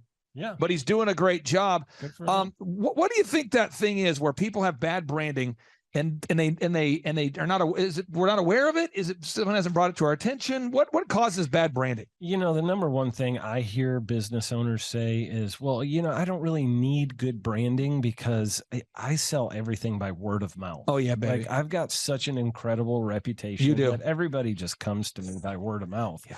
And then it's like, okay, yeah, but how much business did you do last year? Well, not very much. And, I'm really unprofitable, but I've got great, reputation out there and I get a lot of word of mouth. So when people switch over to starting to improve branding, I know you helped us a lot with that in just creating a lot better looking website, creating we've got an office environment now that is, when people walk into our model home, they are blown away. We truly wow our customers when they come to our model homes. Yep. It's a one-of-a-kind experience in the state of Oklahoma. And the process of that, just going through branding it so that it looks really top notch. And, that includes everything from, marketing to all of your senses and everything else. So it just really brought us to another level. And when the customer comes in and experiences us after having walked through other builders' homes, they usually come in and go, you guys are just on a whole nother level. It's sights, sounds, smells, experiences, everything that your customer sees, they're grading you on. And you might not know that they are even judging you because they're not filling out the form. And I have a funny story to share with you that's kind of sad. I was working with a fitness guy years ago, and I'm not going to tell you what state he's in or what city, folks. But I know you want to know, but I'm not going to tell you. And he said he filled out the form because his wife wanted him to schedule a 13-point assessment. He did not want to. Yep. And he tells me, Clay, honestly, I'm just doing the call because my wife wants me on the phone. I got to, I don't really get leads from social media. I don't get leads from marketing. I get all my leads word of mouth, like you were saying. And I said, well, let me just do this. Let's just, this first month working together, let me get all the passwords for your Facebook, your Google, your YouTube. And I'm just, as the first month, we do this with every single client. Yeah. We optimize your YouTube, your Facebook, your Instagram, your Twitter, all that. Yep. We log on. This is a fitness guy. He was spending like $400 a week every week on ads. Yeah. And he hadn't known, he wasn't aware that every time a lead came in, it got stuck in Facebook and went to an email address that he wasn't checking. Whoa. So think about this. That's not good. And it's like 15 to 20 leads a week for years this guy had. That's not good. And he didn't even, and so I'm going, you're spending, $20,000 a year on ads that you're not getting anything from. And are you aware that the phone number on your site rings to a phone that's no longer a real phone? And I'm serious, this was real. And then he had before and after photos where somebody had the idea of let's get before and after photos, where you interview someone before they start working out. Yeah. But then they never completed the thought. You know what I'm saying? I do. Where it's like they interview them about getting in shape. Yeah. But then they never actually like aired the part where they're in shape. Oh no. So it's just sort of like an interview with people that are not in shape. And I'm like, and again, he's busy guy, busy entrepreneur. That kind of stuff is very common. It's kind of laughable if it's not your company. Yeah. But okay, next box. You got to determine your customer acquisition costs. How much does it cost you to get a customer? So Aaron, you guys run ads on Google, on Facebook, on retargeting ads. You have massive signage. There's a lot of stuff you do. Yep. why is it important to know how much it costs you at the end of the day to get an actual new buyer of a Shaw home? Well, because if you want more of those, you know what it costs to go generate more of those. And it's, it's a cost where it's like, okay, well, I'm down in sales this month or this quarter or whatever, and I need 4 more sales to make it a good quarter here before the end of the quarter. And it's like, I know I can go put money into that, and it's going to cost me X number of dollars per customer to get there. And so then it's just a matter of, do I want to spend that money to get to that point? So, for us, it's, a pretty high number because it's a big ticket item, but for some people it might be, very small to get that, each customer. But for us, it's, you got to know what the number is, because ultimately that goes into the price of your product, and whatever you sell, we're doing homes. That is one of our line item costs in our homes. That's what costs. Yeah. Now, if you go to any of the businesses that I'm involved in, you go to eitrlounge.com/staff. I put in the password here. Once I put in the password, I have all of the documents needed to run the company, and they're all saved. So the checklist for the manager, the opening checklist for the assistant manager, the bathroom cleaning checklist, everything needed to grow the company's all in one place. And therefore, the business, everybody who works there knows where to go to find those documents. This is the kind of stuff that fires me up, and it makes other people crazy. Oh, yeah. So with the conferences we do, if we ever do a conference that's out of town, I have a checklist of stuff I print out. I know it seems kind of crazy for people, but this is real. I print it out, and it's like, okay, socks. If I'm gone for 4 days, I want to have 12 pairs of socks. Why? Because it could be hot. I don't know. Could get wet. I don't know. I have a list of, deodorant and socks and shaving, and I have a laptop and a backup laptop, and I have patch cables and XLR cables, and we bring 3. You've seen all this stuff, but it's multiple monitors, backup monitors. It's backups for everything. When you guys build a Shaw home, you're not moving off of guesswork. There's blueprints, there's plans, there's systems, so houses don't fall down. There's somebody out here listening right now that doesn't have systems in place. They don't have checklists. They don't have it, and so they have to think about everything all the time, because if not, they forget a step. What would you say is the importance of having taken the time to have built these systems now? It is the night and day difference between running around like your hair is on fire every day, constantly playing firefighter, or, you hear people say, oh, I'm up to my armpits in alligators. It's because you don't have systems and processes. And every time at Shaw Homes, every time that we have a problem come up, we automatically go, okay, what step in our system did this fall apart in? And what's broken in that step, and how can we fix it so it never happens again? So we go fix the process. We address the problem for the customer, but then we go back after that and we go, how do we fix the process so we don't repeat this problem? And the business owners that are running around with their hair on fire all the time, it's because there's no systems, no processes. Everything is urgent. Everything is hair on fire. Correct. And it is a chaos world that you live in. And if you're going to build homes for a living and build a lot of them, you cannot live in that chaos world. Now, this next box, I get excited about all these boxes. This is what I get excited about. This right here is what I care about. Okay. The next box is management and execution. You have people on your team, and I'm just going to give some examples, and I hope this benefits somebody out there listening. You have people on your team. It's their responsibility every time that you do a new house.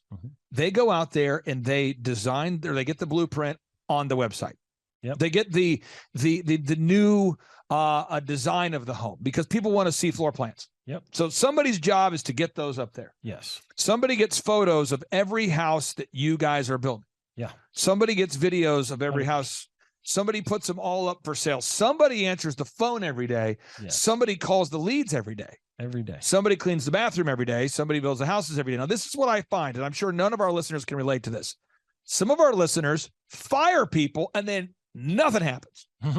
So work with me on this. There's listeners out there that I talk to them every day, because we do free 13-point assessments. So I talk to 2 or 3 people a day who go to thrivetimeshow.com. They want to schedule a consultation. And the other day you heard me talking to Jordan. I said, Jordan, go ahead and keep setting those, because he set an appointment with someone who's definitely not a good fit.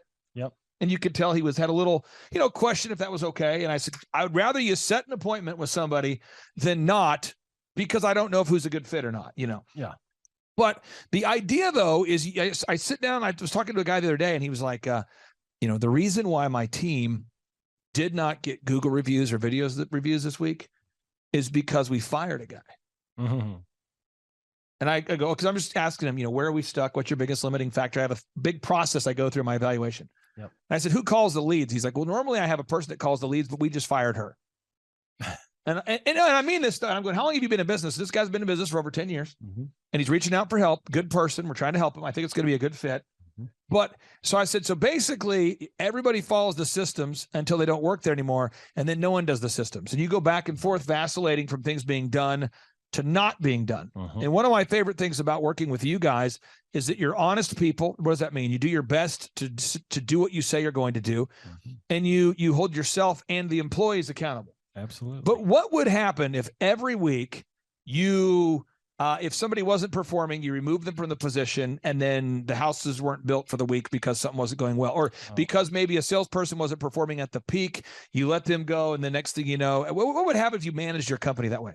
It would be a disaster. I mean, I can't just fire my superintendent without having somebody already ready to take over all of those responsibilities, because I've got materials showing up at the job site today, tomorrow, and the next day. I've got trades showing up who need some supervision, need to know what they're supposed to be doing. If I fire that guy with no warning, somebody else has to come fill in that position. So, for us, we try to never have that gap happen. And, sometimes it's like, that you're going to need to fire somebody and you can see the writing on the wall. Right. But you want to get the next person up and ready to go before that happens. And you guys have a weekly meeting. So we talk a lot on the show from an employer perspective, but how frustrating would it be to be an A-player employee and you're working for a C-player boss? A boss that doesn't have a staff meeting, that's not organized, that doesn't pay people on time, that's constantly emotional. I see that a lot. And so management is a learned skill. Yes, and thankfully, when I first met with you, you'd already really mastered, in my opinion, managing people. But this next box is where I thought we needed some help, was to build a system for constantly recruiting new people, because certain people work for Shaw Homes for 3 years or 4 years, and then they want to go move, they want to have a baby, they want to stay home, they want to get a new job. Yep. And even though you have low turnover at Shaw, certain people get to their expiration date and it's time for them to move on to something else. Yep. And because we didn't have a process in place at Shaw at that time to consistently bring in a pipeline of new people, it made it difficult to do the management that was needed. Can you talk about the importance of implementing a human resources program for hiring, inspiring, training, and retaining good people? It's huge. I mean, that was definitely an Achilles heel for us. And you helped us a lot with that. Putting in where every single week I'm seeing, potential candidates that could come work for us, and they're job shadowing and seeing what it's like to work in our company every single week. Yep. It does multiple things. It helps the people who work there to know, hey, there's other people who desire to come work here. Here we go. And, if I'm not doing my job, I might get replaced. So there's a little bit of that. And then it's also a thing of, the people who are shadowing get to see the job being done by people who are happy doing their job. And it helps them to want to come be a part of Shaw Homes. I've got a very long list of people right now in every single position that would be excited to come work for us if I did all of a sudden find myself with an opening, because occasionally people leave with no notice or whatever, something happens, family emergency, whatever. Right. And you have that, I need to replace somebody immediately. And the great thing about it is I have a whole bunch of people that I could plug into that position very quickly, because every single week I am interviewing. Now, the next box here is you got to do your accounting, and in order to earn millions, you have to automate your accounting. What does that mean? You have to have a system in place for making sure you price your products and services correctly, and that you pay yourself first, that you set aside a set amount of money to pay yourself and your staff. And all these things work together. And what I find is people ask me, often just not knowing, they come from a place of a good heart, they don't know. They say to me, Clay, what is the most important step in growing Shaw Homes? I've heard Aaron on the show. He's a great guy. Clay, I've heard PMH OKC on the show. Clay, I've seen OxyFresh on the show. What was the most important thing they did? And to me, that's like asking a hiker, what was the most important step you took to get to the top of that mountain? Mm-hmm. Well, it was the one we took there an hour ago. I took a left step. No, it's that gasket a baker. What's the most important ingredient? Is it milk? Is it sugar? Is it eggs? Is it, it's like asking a farmer, what's the most important thing, feeding the animals or watering them? What's the key to your success? There's just certain questions that I understand people want to know, Sure. but all of this has to work together, and nothing works Absolutely. unless you do. So I have 3 final questions for you. For anybody out there that's thinking about scheduling a consultation, a free consultation with thrivetimeshow.com and myself, obviously they're stuck with me if they fill out the form. I'm the only person that does 13-point assessments. Right. I believe I've seen it since 2005. We help people decrease their costs, increase their time, freedom, and profits. What would you say is the benefit of scheduling that 13-point assessment? Well, actually, the 13-point assessment was very eye-opening for me. You asked me a lot of tough questions that I probably should have been asking myself and wasn't. And so as we went through the questions, I was like, I think at every question you asked me, I was like, oh, that's a good question. And I was like, hang on, let me think about that for a minute. So I find that it kind of helps open your eyes to, these are some things that I know I have some areas of weakness. And then there were, I think, a couple of the questions where I was like, oh, I know the answer to this one. I got this one, no problem. But it helps you sort of identify. I walked away having identified areas of strength and areas of weakness, even though that really wasn't the purpose of the phone call necessarily. It helped me to see that. And then I was like, I think I have a need in a couple of these areas, and I didn't really know what to do for myself. I didn't have the answers. In part 3 of today's show, part 2, we're going to show the Ronnie Morales story. On part 3, we're going to do a testimony with Myron. And Myron just bought his first Lamborghini today, and he's super fired up. And so Myron's about 6 years down the path. We've been working with you for about 8 years, whereas Ronnie's been with us for less than a year. And it's at a certain point that we have to take action. Knowledge without application is meaningless. What would you say to somebody who's like, it's $1,700 a month, and I'm spending that much right now on random ads and that much money on random regrettable purchases at the gas station, and a lot of iTunes I'm downloading. I'm spending $1,700 a month on various things, and I don't know if I can afford it because I've just bought another vehicle that I can't afford, but I'm leasing it. What would you say to anybody who's kind of on that fence? I would say you need to do it. It has been a game changer for us. I don't know why you would sit there and think $1,700 a month is too much money to spend. Go find the money somewhere. Go empty out your sofa cushions. Go sell the stuff that you have in your house that you're not using. Go get, whatever you need to do to get to that place. You need to find that $1,700. And I will say this, that cost was very quickly replaced with the extra money we were making. And I've actually seen, because I've been around you for a long time, I've seen a lot of your clients come in and right off the bat, they're real nervous about, am I going to be able to, because maybe they're a smaller company or whatever. Right. And they're like, I'm wondering if I'm going to be able to handle this $1,700 a month. And then I see them 6 months later and I'm like, how's it going now? And they're like, man, we're just hitting record after record. I have referred several business owners and they're doing great, that are killing it. And that, I'll give one example. I won't name the person, but I did send one of my very good friends to you who was on the verge of losing his business because he just wasn't able. He had bought another one of the shops of what he does. Yep. He opened it and it was not profitable and it was going to take under both of his shops. And I sent him over to you. And I remember about 3 months later, I asked him, how's it going? And he goes, man, we just had a record-breaking month. This was amazing. And by the way, said person just hit another record-breaking month, just so you know. Yeah. And I know right now, not only does he have way more income, but he has a lot more time freedom because he's been working with you for many years now. And so it changed his life, just like it changed my life. I would say, if you're thinking about, doing a 13-point assessment, stop thinking, dial the phone, pause this video, make the phone call, reach out to Clay, get it started right now. Now, final question I have is, I think people look at oxyfresh.com and they go, man, there's 500 locations now. Yeah. They look at Elephant in the Room and they go, there's 5 brick and mortar locations now. They look at Shaw Homes and they go, these are big success stories. Yeah. I don't know that I can do it. What would you say to somebody out there that just feels like they might not have all this stuff they're going to learn is going to be over their head, too complicated? What would you say? I would say the information, the ideas are easy. It's the application that is difficult for people. The ideas that you share, there's nothing that's like, oh my God, I don't have a PhD, therefore I can't do it. I feel like it's all very, very simple stuff, but it is a lot of action to get traction. And you got to get the action going. And I think if somebody has diligence and discipline or can learn diligence or discipline, they're going to do extremely well. And it's not about education, it's about action. Now, Aaron, I got one thing I want to say, and then we'll kind of wrap up today's show, okay, with a boom, because boom stands for big, overwhelming, optimistic momentum, and that's what's required to have success. People watching this, they're going, well, Aaron, he looks like a normal guy. Well, that's true. They say, well, he sounds like a normal guy. Sounds like an all right guy. That's true. But the one thing you can't quite picture on the show, and I want to just give that gift to you folks who are watching, is Aaron smells tremendous. It's like if you had smell-o-vision, if you could just get up there and just smell that thing, it's incredible. And it's really, it's his aroma that allows him to achieve massive success. So if you're out there and you're going, what's the secret sauce? It's not a sauce. It's more of just a smell. So I don't know if you qualify to have the kind of success he has unless you smell like he smells. It's a really tremendous smell. Okay, let's end this thing with a boom. Here we go. 3, 2, 1, boom. Well, Thrive Nation, we have an opportunity all the time.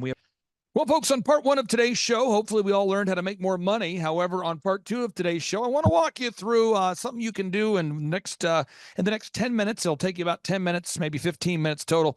And this could save you thousands of dollars a year. And on today's show, to talk about how you, as a business owner, can save thousands and thousands of dollars a year is my trusted friend in the credit card processing space, Tyler Carson. Welcome on to the Thrivetime Show. How are you, sir? I'm doing great, Clay. Thanks for having me this morning. So, Tyler, I'm excited to have you on the show. Got to ask you, typical week when you meet with new potential customers, how much money are you able to save the typical business owner? How much money can you save the typical business owner?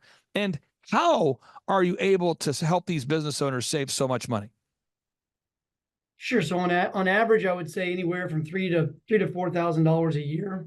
Some of them more. I mean, we had one last week. It was $1,500 a month. So obviously that customer is going to save more than $3,000 to $5,000 a year. The way that we're able to do it is our approach. We see us as, get you the lowest rate that we possibly can and have your business for many, many years and be your partner in the credit card processing world for the entire length of your business. Now, I have found that for my companies, when I reached out to you to compare rates, you came highly recommended from multiple mutual contacts. And the process was stress-free. It was easy. You worked directly with my wife to set up everything and compare rates. And it was a significant savings. Why are you able to save people so much money? Because we'd used other credit card processors, and you blew them out of the water. I mean, yeah, I guess the only thing I can say there is just, it's how IPS does it. I mean, like I said in the beginning, we see this as we want to get you the lowest rate possible.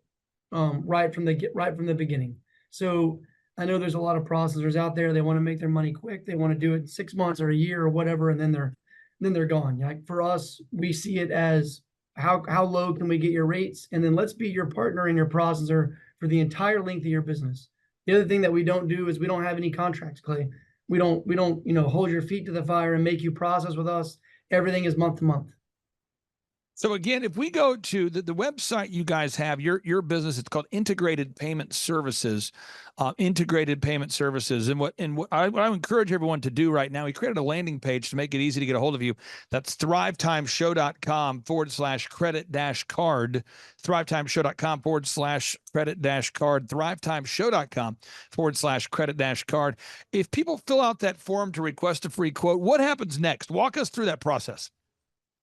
Yeah, so as soon as that form gets completed, I get an email. I know that they're looking to speak with me, and then someone here on our team, we reach out. It's about a 5-minute conversation just to kind of learn more about their business. For us, it's not only about lowering and saving money. It could be about us having a product or a tool that's also going to enhance their business. Maybe help them process in a way that they haven't in the past. And so we have that brief little conversation, and then they send us over some information. We put together a comparison. The whole process takes about 10 to 15 minutes. Now, I know you're not going to give away any personal information of a related specific client, but could you give us a case study or a recent example of maybe a specific industry or a kind of business that you were able to meet with recently, and maybe how much money you were able to save them? Yeah, I've actually got one here on my desk. It is an eye care, as an optometrist. We're going to save them right at $1,500 a month. The optometrist, $1,500 a month right now. Just Yep. And what they have to do, I mean, what all was required of them to begin saving that money? We took a look at their current setup. We provided a comparison. We're actually the equipment that they use we're compatible with, so it's a matter of us just reprogramming their equipment, so there's no upfront cost. The whole process for them to complete the agreement took about 5 minutes, and the whole time for us to reprogram what they have will maybe take 4 to 6 minutes. So for them it was a no-brainer. So it really is a no-brainer. I would encourage everybody to take the challenge. Now, once people fill out the form, you probably get hit with the common 2 or 3 questions. What questions do people typically ask you right away when you first make contact with them? You call them back. They filled out the form. What questions do people typically ask you? Oh, how are we able to save this kind of money? That's normally number one. Why are you lower than than anybody else? And all I can say is it's because of how because of how we do business, because of how Integrated Payment Services sees ourselves as a company. Well, I'll tell you this, folks. I'm very happy with Integrated Payment Services. Tyler, I'm really happy to work with you, to have you on the show. I think it's a win-win for our listeners. I'll give you the final word there, sir. For people out there that are thinking about, maybe someone has carpal tunnel and it's a little bit painful to fill out the form. Somebody thinking about taking the massive sacrifice of time and energy to go to thrivetimeshow.com/credit-card and fill out the form. What say you? Yeah, I mean, we're here to help you. It's a 5-minute conversation to talk to me and our team. Who doesn't like to have more money in their pocket as a business owner? And that's what I love about my job, is that I'm able to come in, look at these, studies, or look at these different industries and actually help people really save money. So let's make it happen. Let's save some money today. Give me a call. Again, folks, that's Tyler with Integrated Payment Services. Tyler, thank you so much for your time, for your energy, and we'll talk to you next week. You got it. You guys have a good week. Bye-bye. JT, do you know what time it is? 4:10. It's Tebow time in Tulsa, Jerusalem, baby.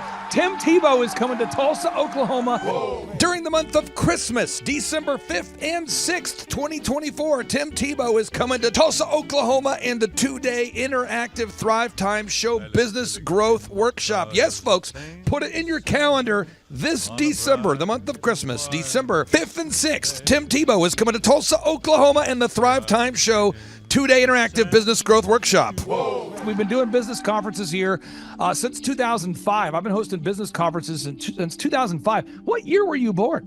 1995. Dude, I've been hosting business conferences since you were 10 years old. And a lot of people, have followed Tim Tebow's football career on the field and off the field. And off the field, the guy's been just as successful as he has been on the field. Now, the big question is, JT, how does he do it? Well, they're going to have to come and find out, because I don't know. Well, I'm just saying, Tim Tebow's going to teach us how he organizes his day, how he organizes his life, how he's proactive with his faith, his family, his finances. He's going to walk us through his mindset that he brings into the gym, into business. It is going to be a blasty blast in Tulsa, Jerusalem. Folks, I'm telling you, if you want to learn branding, you want to learn marketing, you want to learn search engine optimization, you want to learn social media marketing, that's what we teach at the Thrivetime Show 2-day interactive workshop. If you want to learn accounting, you want to learn sales systems, you want to learn how to build a linear workflow, you want to learn how to franchise your business, that is what we teach at the 2-day interactive Thrivetime Show business workshop. Over the years, we've had the opportunity to feature Michael Levine, the PR consultant of choice for Nike, for Prince, for Michael Jackson. We've had the top PR consultant in the history of the planet has spoken at the Thrivetime Show workshops. We've had Jill Donovan, the founder of RusticCuff.com, a company that creates apparel worn by celebrities all throughout the world. Jill Donovan, the founder of RusticCuff.com, has spoken at the 2-day interactive Thrivetime Show business workshops. We have had the man who's responsible for turning around Harley Davidson, a man by the name of Ken Schmidt. He has spoken at the Thrivetime Show 2-day interactive business workshops. Folks, I'm telling you, these events are going to teach you what you need to know to start and grow a successful business. And the way we price the events, the way we do these events, is you can pay $250 for a ticket or whatever price that you can afford. What? Yes, we've designed these events to be affordable for you, and we want to see you live and in person at the 2-day interactive December 5th and 6th Thrivetime Show Business Workshop. Everything that you need to succeed will be taught at the 2-day interactive Thrivetime Show Business Workshop, December 5th and 6th in Tulsa, Oklahoma. And the way we do these events is we teach for 30 minutes, and then we open it up for a question and answer session so that wonderful people like you can have your questions answered. Yes, we teach for 30 minutes, and then we open it up for a 15-minute question and answer session. It's interactive. It's 2 days. It's in Tulsa, Oklahoma. We've been doing these events since 2005, and I'm telling you, folks, it's going to blow your mind. Yes, ladies and gentlemen, the Thrivetime Show 2-day interactive business workshop is America's highest rated and most reviewed business workshop. See the thousands of video testimonials from real people just like you who've been able to build multi-million-dollar companies. Watch those testimonials today at thrivetimeshow.com. Simply by clicking on the testimonials button right there at thrivetimeshow.com, you're going to see thousands of people just like you who've been able to go from just surviving to thriving. Whoa. Each and every day, we're going to add more and more speakers to this all-star lineup, but I encourage everybody out there today, get those tickets today. Go to thrivetimeshow.com. Again, that's thrivetimeshow.com. And some people might be saying, well, how do I do it? What do I do? How does it work? You just go to thrivetimeshow.com. Let's go there now. We're feeling the flow. We're going to thrivetimeshow.com. Again, you just go to thrivetimeshow.com. You click on the business conferences button, and you click on the request tickets button right there. The way I do our conferences is we tell people it's $250 to get a ticket. Yep. Or whatever price that you can afford. And the reason why I do that is I grew up without money. JT, you're in the process of building a super successful company. Did you start out with $1 million in the bank account? No, I did not. Nope, did not get any loans, nothing like that. Did not get an inheritance from parents or anything like that. I had to work for it, and I'm super grateful. I came to a business conference. That's actually how I met you, met Peter Taunton. I met all these people. So if you're out there today and you want to come to our workshop, again, you just got to go to thrivetimeshow.com. You might say, well, who's speaking? We already covered that. You might say, where's it going to be? It's going to be in Tulsa, Jerusalem, Oklahoma. And so it says Tulsa, Jerusalem. I'm really trying to rebrand Tulsa as Tulsa, Jerusalem, sort of like the Jerusalem of America. But if you type in Thrivetime Show and Jinx, you can get a sneak peek or a look at our office facility. This is what it looks like. This is where you're headed. It's going to be a blasty blast. You can look inside, see the facility. We're going to have hundreds of entrepreneurs here. It is going to be packed. Now, for this particular event, folks, the seating is always limited because my facility isn't a limitless convention center. You're coming to my actual home office, and so it's going to be packed. Who? You're going to come. Who? You? I'm talking to you. You can just get your tickets right now at thrivetimeshow.com. And again, you can name your price. We tell people it's $250 or whatever price you can afford. And we do have some select VIP tickets, which gives you an access to meet some of the speakers and those sorts of things. And those tickets are $500. It's a 2-day interactive business workshop, over 20 hours of business training. We're going to give you a copy of my newest book, The Millionaire's Guide to Becoming Sustainably Rich. You're going to leave with a workbook. You're going to leave with everything you need to know to start and grow a super successful company. It's practical, it's actionable, and it's Tebow time right here in Tulsa, Jerusalem. Get those tickets today at thrivetimeshow.com. Again, that's thrivetimeshow.com. Hello, I'm Michael Levine, and I'm talking to you right now from the center of Hollywood, California, where I have represented over the last 35 years 58 Academy Award winners, 34 Grammy Award winners, 43 New York Times bestsellers. I've represented a lot of major stars, and I've worked with a lot of major companies. And I think I've learned a few things about what makes them work and what makes them not work. Now, why would a man living in Hollywood, California, in the beautiful sunny weather of LA, come to Tulsa? Because last year I did it, and it was damn exciting. Clay Clark has put together an exceptional presentation, really life-changing, and I'm looking forward to seeing you then. I'm Michael Levine. I'll see you in Tulsa. Thrivetime Show 2-day interactive business workshops are the world's highest rated and most reviewed business workshops because we teach you what you need to know to grow. You can learn the proven 13-point business systems that Dr. Zellner and I have used over and over to start and grow successful companies. I mean, we get into the specific steps on what you need to do to optimize your website. We're going to teach you how to fix your conversion rate. We're going to teach you how to do a social media marketing campaign that works. How do you raise capital? How do you get a small business loan? We teach you everything you need to know here during a 2-day, 15-hour workshop. It's all here for you. You work every day in your business, but for 2 days you can escape and work on your business and build these proven systems so now you can have a successful company that will produce both the time freedom and the financial freedom that you deserve. You're going to leave energized, motivated, but you're also going to leave empowered. The reason why I've built these workshops is because as an entrepreneur, I always wish that I had this. And because there wasn't anything like this, I would go to these motivational seminars, no money down, real estate, Ponzi scheme, get motivated seminars, and they would never teach me anything. It was like you went there and you paid for the big chocolate Easter bunny, but inside of it, it was a hollow nothingness. And I wanted the knowledge, and they're like, oh, but we'll teach you the knowledge after our next workshop. And the great thing is we have nothing to upsell. At every workshop, we teach you what you need to know. There's no one in the back of the room trying to sell you some next big get-rich-quick, walk-on-hot coals product. It's literally, we teach you the brass tacks, the specific stuff that you need to know to learn how to start and grow a business. And I encourage you to not believe what I'm saying, and I want you to Google the Z66 auto auction. I want you to Google elephant in the room. Look at Robert Zellner and Associates. Look them up and say, are they successful because they're geniuses, or are they successful because they have a proven system? When you do that research, you will discover that the same systems that we use in our own business can be used in your business. Come to Tulsa, book a ticket, and I guarantee you it's going to be the best business workshop ever, and we'll even give you your money back if you don't love it. We've built this facility for you, and we're excited to see you. And now you may be thinking, what does it actually cost to attend an in-person 2-day interactive Thrivetime Show business workshop? Well, good news. The tickets are $250 or whatever price that you can afford. What? Yes, they're $250 or whatever price you can afford. I grew up without money, and I know what it's like to live without money. So if you're out there today and you want to attend our in-person 2-day interactive business workshop, all you got to do is go to thrivetimeshow.com to request those tickets. And if you can't afford $250, we have scholarship pricing available to make it affordable for you. I learned at the Academy, Kings Point in New York. Acta non verba. Watch what a person does, not what they say. Whoa.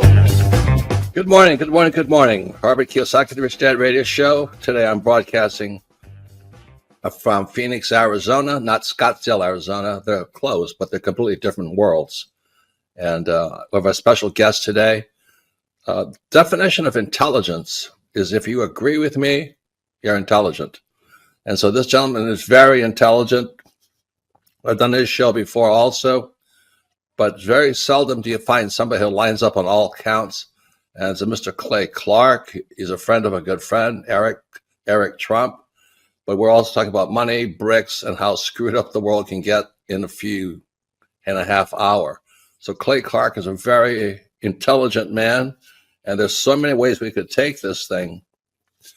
But I thought, since you and Eric are close, Trump, what were you saying about what Trump can't, what Donald, who's my age, and I can say or cannot say? First of all, I have to honor you, sir. I want to show you what I did to one of your books here. There's a guy by the name of Jeremy Thorne, who was my boss at the time. I was 19 years old, working at Faith Highway. I had a job at Applebee's, Target, and DirecTV. And he said, have you read this book, Rich Dad, Poor Dad? And I said, no. And my father, may he rest in peace, he didn't know these financial principles. So I started reading all of your books and really devouring your books. And I went from being an employee to self-employed to the business owner to the investor. And I owe a lot of that to you. And I just wanted to take a moment to tell you thank you so much for allowing me to achieve success. And then I'll tell you all about Eric Trump. But I just want to tell you thank you, sir, for changing my life. Well, not only that, Clay, thank you, but you become an influencer. More than anything else, you've evolved into an influencer where your word has more and more power. So that's why I congratulate you on becoming. Because as you know, there's a lot of fake influencers out there, too, or bad influencers. Yeah. So anyway, I'm glad you and I agree so much. And thanks for reading my books. Yeah. That's the greatest thrill for me today. Not a thrill, but recognition is when people, young men especially, come up and say, I read your book, changed my life, I'm doing this, I'm doing this, I'm doing this. I learned at the academy, Kings Point in New York, acta non verba.